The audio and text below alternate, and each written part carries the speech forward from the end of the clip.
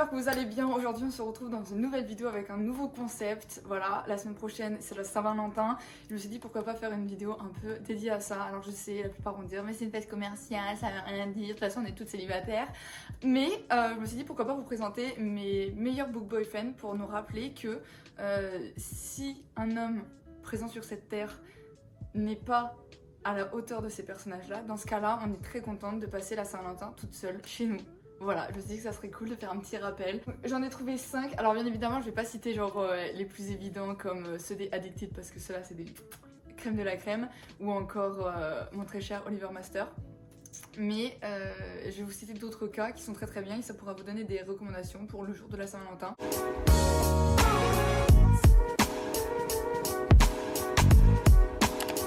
Premier book boyfriend que je vais vous présenter, c'est Ivan Lukov de From the Cove with Love de Mariana Zapata. Je vous en ai déjà parlé, mais ce personnage incroyable. Dans ce livre, on suit Ivan et Jasmine qui vont être concurrents, enfin surtout rivaux dans le patinage artistique. Ils se connaissent depuis l'enfance, ils ont toujours été vraiment près dans le podium, donc vraiment c'est l'ennemi juré. Et va arriver un moment donné où Ivan, qui est en paire au niveau de patinage artistique, puisque soit ça se fait en solo, soit ça se fait en paire. Et Jasmine, elle a arrêté la paire parce qu'elle s'est fâchée avec son ancien coéquipier, du coup elle reste en solo.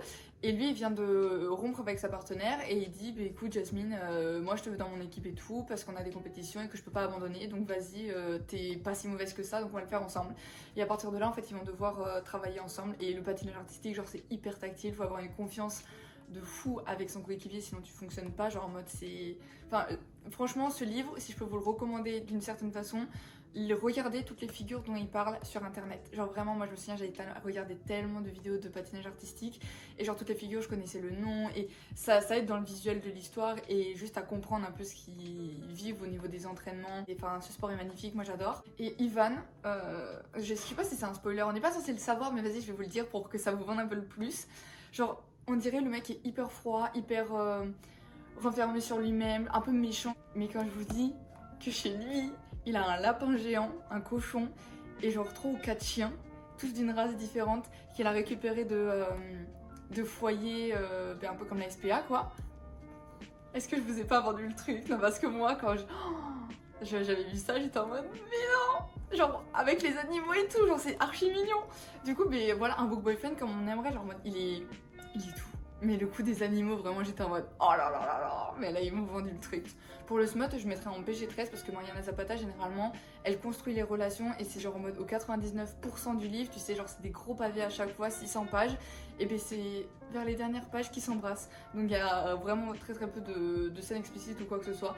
Ces livres, je vous les recommande mais à 100000%, et celui-là c'est clairement mon préféré. Le prochain book boyfriend que je vais vous présenter, c'est Rowan Kane de The Fine Print de Lorraine Asher. Je vous en ai parlé dans la vidéo de la semaine dernière. Et alors c'est pas mon book boyfriend préféré dans le sens où il y a 2-3 trucs qu'il a fait que j'ai pas trop aimé, mais je sais qu'en globalité, genre vraiment, c'est un book boyfriend de qualité et je vous le recommande quand même. Faites-vous votre propre opinion, mais il est quand même assez validé. Sa famille possède un peu l'équivalent de Disneyland Paris maintenant. Donc ça s'appelle Dreamland et son grand-père décède et du coup c'est à ses trois grands enfants, comment on appelle ça, ses 3 petits enfants, voilà, c'est pas facile tous les jours hein. Et donc après ce décès, il va du coup léguer en fait tout ce qu'il a créé, dont Dreamland, le parc d'attractions, à ses 3 petits enfants, dont Rowan. Chacun va en fait avoir une action à faire pour le parc pour savoir qui va être le futur PDG entre les 3. Rowan, il va avoir du coup comme objectif de redonner vie au parc et de remettre des valeurs saines et non polluées par tout ce qui est fortune, argent, popularité et tout. Dans son parc, il y a notre très chère Zara qui travaille, qui elle est vraiment genre une crème. Elle vient d'un milieu assez défavorisé, elle est vraiment dans la générosité, dans la gentillesse tout le temps. Et Rowan va la rencontrer et il va se rendre compte que c'est ça en fait dont son grand-père parlait quand il disait qu'il fallait mettre des bonnes valeurs. C'est vraiment Zara, genre en mode juste offrir, ramener de la joie de vivre dans le parc sans motif derrière pour faire de l'argent ou quoi que ce soit. Donc ils vont se rapprocher, ça va être vraiment le coup de foudre, sauf que bien évidemment pas trop employé, ça le fait pas trop. Mais Rowan à partir de là il va faire tellement d'efforts pour donner à son grand-père ce qu'il voulait à travers Zara. Mode grave un book boyfriend en or, de se remettre en question à travers le personnage féminin et de se dire ah ok il y a peut-être ça et après il y a tous les trucs qu'il va genre lui offrir et lui faire visiter et tellement d'attention gentille et bref je vous le... vraiment Rowan pépite, même si Zara quand même reste mon personnage préféré parce que voilà, on adore ce genre de personnage, mais Rowan est quand même pas mal. Ok, ensuite, prochain book boyfriend, et ça va peut-être être un peu controversé, mais laissez-moi terminer, d'accord? Vous me laissez parler. Atlas Corrigan de It Ends With Us, jamais plus en français. Je sais. Dans le BookTok américain, souvent on se fait lyncher en se disant ce livre-là, c'est pas la romance avec Atlas et Lily, c'est pas du tout ça, c'est Lily le personnage principal, la romance elle est vraiment secondaire, facultative. Je suis d'accord, mais ça ne change pas que Atlas Corrigan, genre en mode ça, on peut pas l'éviter. Je sais pas en fait comment le présenter parce que généralement ce que je dis c'est qu'il faut y aller les yeux fermés, à part pour certains cas, des personnes assez sensibles qui savent qu'ils sont sujets à certains trigger warnings ou quoi que ce soit. Dans ce cas-là, vérifiez-le. Pour ceux qui sont assez sûrs d'eux et qui savent qu'ils peuvent lire à peu près tout sans mordre les doigts ou quoi que ce soit, ne regardez pas. Si vous savez rien sur ce livre, si vous savez pas le thème principal de ce livre, foncez et vous allez voir, ça va vous impacter 10 000 fois plus. Genre en mode, je l'ai recommandé tellement de fois de cette façon et j'ai vraiment eu que des retours positifs. Donc faites-le, si vous le sentez pas, vérifiez les trigger warnings. En fait, là c'est là où il va falloir me faire confiance. Pour ceux qui ne savent pas du coup rien de ce qui se passe, je vais pouvoir plus vous décrire l'histoire parce que ça risque de vous spoiler. Mais Atlas Corrigan quoi. En mode ils sont meilleurs amis d'enfance, ils sont séparés avec le temps, ils se retrouvent et il va la soutenir à travers toutes les épreuves qu'elle va vivre dans ce livre. Genre en mode ce mec est une pépite infinie, une pépite d'or, un diamant, genre en mode c'est une perle rare. Et je suis désolée mais je préfère passer la Saint-Valentin toute seule que de pas avoir quelqu'un qui est à la hauteur de Atlas Corrigan. Genre vraiment, il n'y a pas d'autre mot, ce mec est incroyable. Donc oui, le personnage principal c'est Lily et c'est pas forcément une romance, mais ça n'empêche pas que vraiment il y a à apprendre de tous les personnages, vraiment. Donc lisez-le. Et puis moi franchement je suis désolée mais si j'ai rien à lire pour la Saint-Valentin, je pense que je vais me refaire une relecture de ce livre.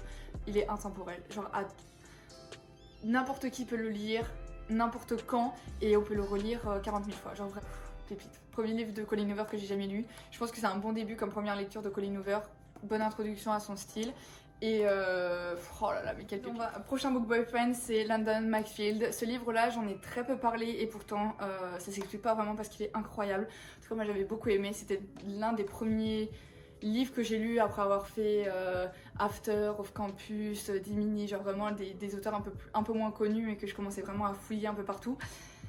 Et c'était une pépite, genre vraiment il faut absolument que je le relise. Devinez quoi, je l'ai prêté à une amie, je l'ai toujours pas récupéré, donc bon, dès que je le récupère, je vais faire une relecture parce qu'il était vraiment bien.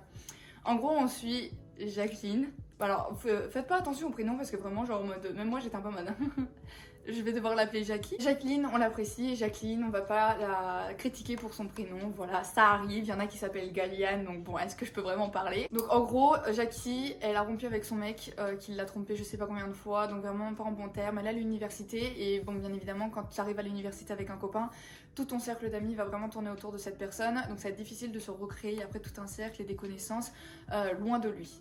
Donc bien évidemment elle est invitée à une soirée, il y est et je crois qu'il est avec sa nouvelle copine donc ça se passe pas très bien. Elle décide de partir, elle va sur le parking récupérer sa voiture et c'est à ce moment-là qu'elle se fait agresser par un ami de son ex-copain si je me trompe pas.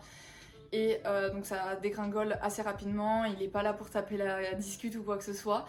Et Dieu merci, avant qu'il se passe quelque chose de beaucoup plus grave, London, qu'elle ne connaît absolument pas, intervient et va dégager le mec et s'assurer qu'elle va bien.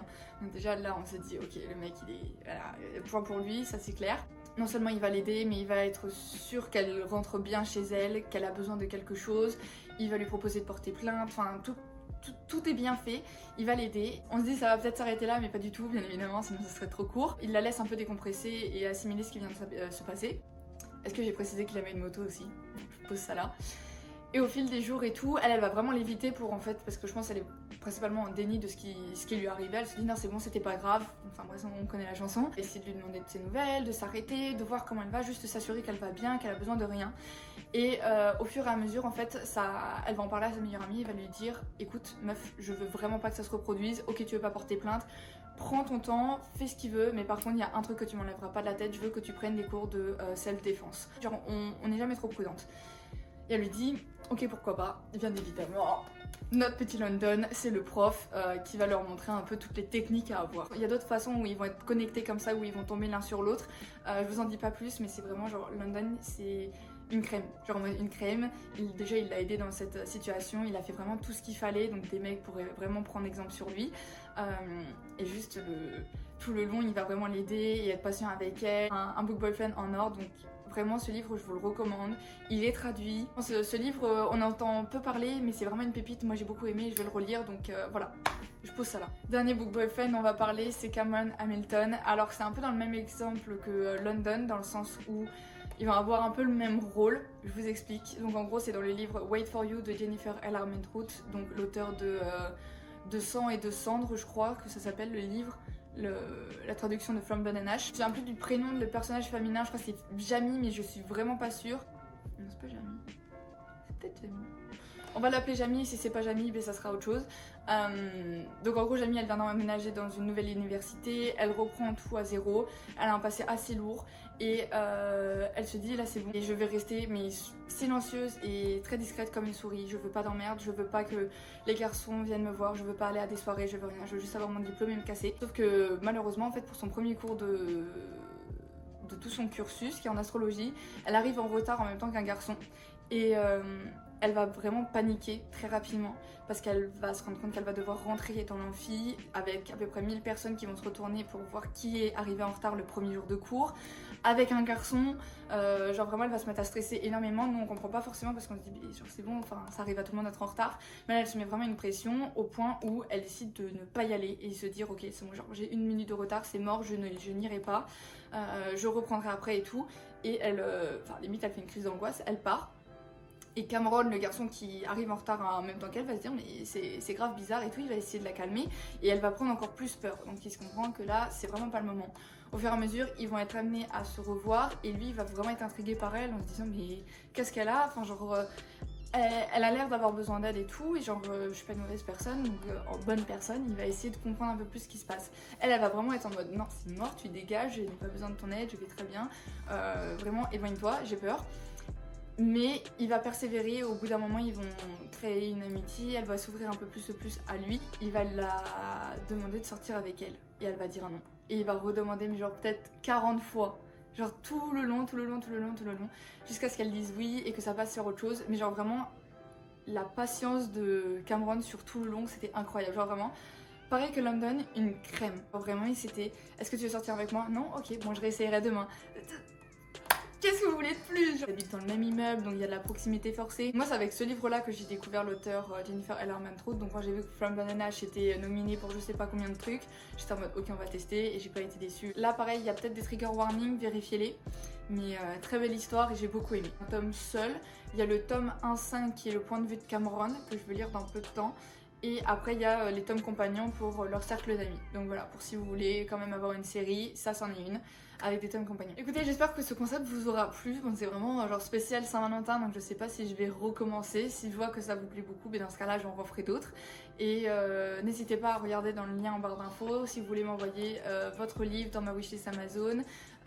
Vous avez le club de lecture qui est sur Discord avec les livres les plus faciles pour commencer à lire en anglais. Tout y est, allez feuilleter et si vous avez des questions mettez-les en commentaire, j'y réponds. Et on se dit à la semaine prochaine. Et bonne Saint-Valentin pour ceux qui sont en couple et qui sont chanceux, et bien profitez bien. Allez, voilà, je l'ai dit.